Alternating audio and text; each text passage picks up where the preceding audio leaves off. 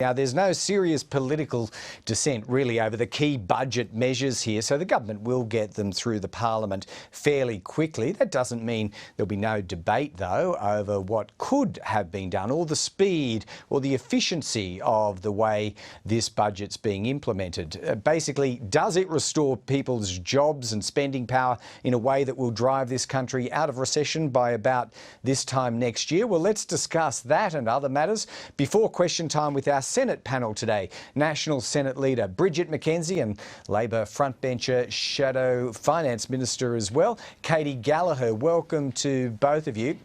Katy, first of all, to you, just on this question of speed and efficiency, what does Labor mean when its principal criticism here today is about getting bang for your buck? How would you have got more?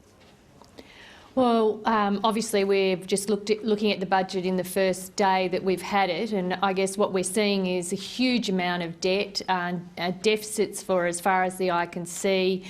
We're still seeing big gaps in the response from the government, so a lot of people left behind, unemployment remaining high for the next 4 years, certainly in that fourth year still higher than the pre-pandemic levels.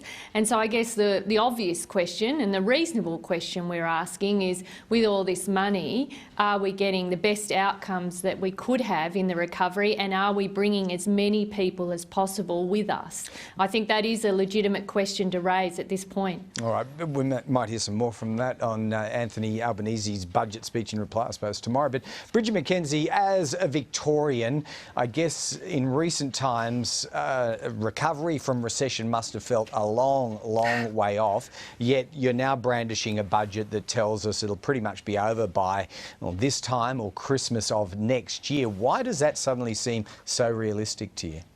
Well, I think because we're backing the ingenuity and the entrepreneurial spirit of Australians, both as workers but also as those millions of Australians that run small businesses who really, Greg, have been so hard hit by the COVID-19 global pandemic. And rather than Labor's glib cliches about bang for buck, I think our budget absolutely delivers in spades in the key areas that have taken the hit during COVID-19, backs our competitive advantage and really seeks to focus on one economic indicator, and that's getting more Australians back into jobs, because we know that that will then mean we've got wages going through our local economies, keeping small businesses employed and supporting families to get back on their feet. Now, Katy, it's clear that young people are going to be targeted with this wage subsidy, which Labor's supporting.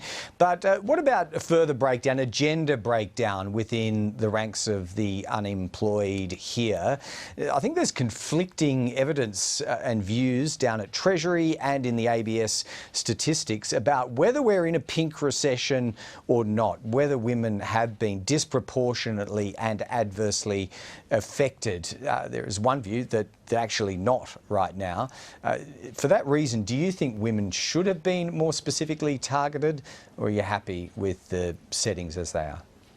Oh, absolutely, and I think this is one of our points when we're saying bang for buck, and I reject some of what Bridget just said, but there's no doubt that women have been incredibly effective, and in the early stages disproportionately. They lost more jobs because they were in the part-time jobs. They've picked up more of the caring responsibilities, both for childcare and for elderly parents. So there is absolutely no doubt that women have been adversely affected in this pandemic, and the budget provides no plan for them, no plan to return them to the workforce, no way to support higher female participation in the labour market. It's a real gap, as is the one that's been drawn now between those who are under 35 and those over 35. You know, we have 3.5 million people on JobKeeper, we've got 1.6 million on JobSeeker, and almost 1 million of them on JobSeeker, on the unemployment queue at the moment, are over 35, and this budget doesn't speak to them, so it is leaving them behind. All right, Bridget, women or people aged over 35, who is worse off here in the untargeted category? Yeah, Greg, look, I completely categorically reject that this is a budget for blokes. Women are going to be recipients and advantaged by our whole range of programs, from JobKeeper to our fantastic initiative to really support young women and men into apprenticeships right across the country. So we haven't taken a gendered lens to this budget at all. You needed to. But Katie, I do take it on board that women have been affected given the types of work that they have typically undertaken in our communities, and that's why we actually have put forward a plan in this budget to address increasing workforce participation, supporting female leaders and role models, specific programs about how women can better balance their caring and their work responsibilities. And our Women's Economic Statement maps that out, and we've put real money behind it. So for Labor to come out, again, with trite talking points, really means just get the budget papers, happy to walk you through them, because we have got a plan for getting women back into the workforce and being able to juggle what is often really significant and dual responsibilities. All right, let me walk you through the $1 trillion question. I'm going to start with you, Bridget. At what point did you accept fully the need to retire the old GFC rhetoric about deficit disasters and embrace this record number? We're heading towards $1 trillion here, 213. You've crossed the Rubicon here. Well, that's what has to happen if you're going to win wars. You have to cross the Rubicon, and I think that... You have no compunction about that? You don't feel guilty only liberal about this? ones. Thanks, Katie. Look, the reality is, if we compare our economy and our budget that we've just handed down and these numbers globally, we are doing very, very well. We have to really recognise the point in history that our nation is in. This is a global pandemic. It has decimated nations economically, but also from a health perspective right across the world. It will continue to do so.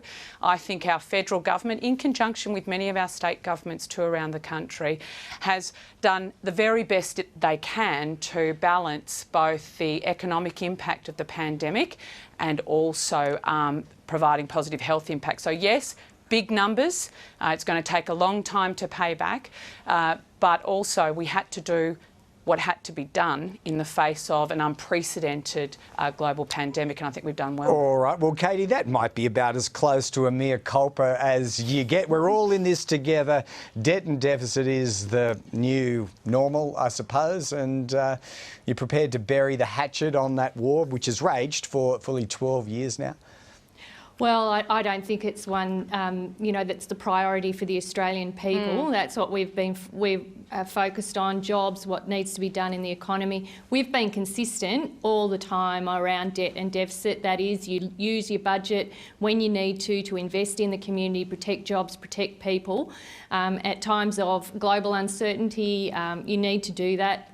We did it in the GFC. We know what the Liberals called our management of the economy then, that it was a disaster, but now it's completely manageable. I'll leave it to the people of Australia to work out who's been the hypocrite there, but the priority has to be on the saving jobs, protecting jobs, getting people into training and making sure people can put food on the table. That's our view. And no one, Bridget, seems to be making any suggestions about the word surplus and when one of those might come back. I mean, do you see it happening in your political career? Well, I can only go to my communities and see the impact of the COVID-19 pandemic right across regions and our capital cities.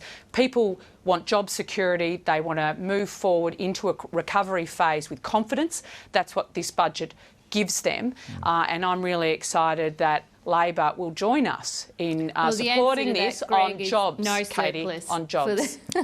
No surplus, right now, I think is your answer to that. Right now, there's only one economic indicator that counts, and it's employment figures. It does seem a way off, doesn't it? Finally, Katie Gallagher, because I think it's your day job to keep an eye on these things. Process, for those who don't follow the Senate particularly closely, how much of the budget measures do you think will have cleared the entire Parliament by the end of this week? It's not clear. I mean, usually we get brought in by the government pretty late in the piece if they want to get things through the Senate. we work pretty cooperatively where we can. We've certainly given an indication on the tax cuts that we support them. We understand the government wants to push things through the House this week. It's not clear to me whether it'll be able to clear the Senate, but if the government, engages with us, we might learn a bit more. All right. Well, yes, at least there is bipartisan agreement on most of those crucial measures. Now, you do have to get to question time, so we'll thank both of you, Bridget McKenzie and Katie Gallagher, for joining us on this historic moment. We do have to remind ourselves, Greg. don't we, just Thanks, the times Greg. we're living in. Thanks so much, Senators, for being part of Capitol Hill today. Authorised by Bridget McKenzie, National Party of Australia, Wodonga.